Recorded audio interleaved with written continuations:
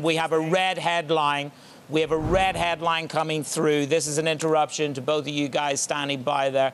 We have no agreement reached in the Kim Jong-Un and the Trump summit. This is the very latest red headline. So we now have confirmation, gentlemen, Stephen Engle and Kevin Cirilli standing by at the news conference. No agreement reached. But, Kevin, you were saying that we're going to have this news conference. So this is going to come down to the kind of, I suppose, positioning that Trump puts out to the world. Well, this was not the type of summit that President Trump had hoped for, and with no agreement reached now, this is now a president who is going to face questions from an international press pool in which he's going to have to explain why. Now, the president, according to sources that I have been speaking back in the United States, had been facing pressure about how definitive he was going to get with North Korea, particularly on the issue of denuclearization and how it was going to be defined.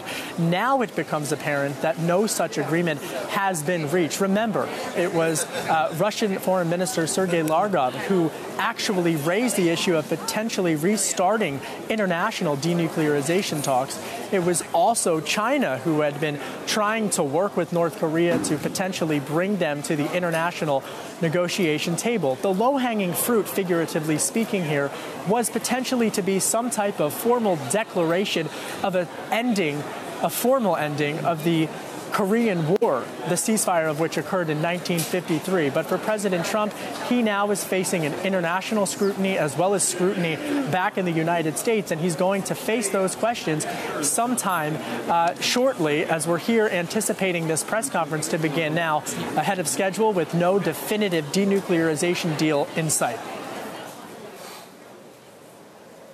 Let's bring back Stephen Engle as well. Stephen, we've just been hearing there from Kevin about the pressure that President Trump is under, both at home and abroad, with his voters at home watching these discussions. We now hear, of course, no agreement. What are the implications from the region that you're in, South Korea and elsewhere, of the latest that we've just heard?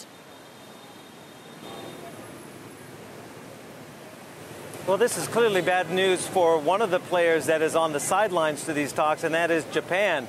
Japan had been wanting these talks to have fruit and to be successful. Of course, Japan is also an arch enemy of North Korea, and they have been the subject of those missile tests going over their territory. So Japan obviously watching this very closely and perhaps nervously right now, as these talks look like they have come to a point where there is no statement. So they have not even been able to add any meat to the bones of that scaled-back joint communique. Well, actually, just on that, Stephen, there is an additional line. On that, Stephen, there is an additional line here that the White House are saying. This is a qualification which we must give to our viewers. The White House says that Trump-Kim talks were good and they were constructive. So that is the latest line.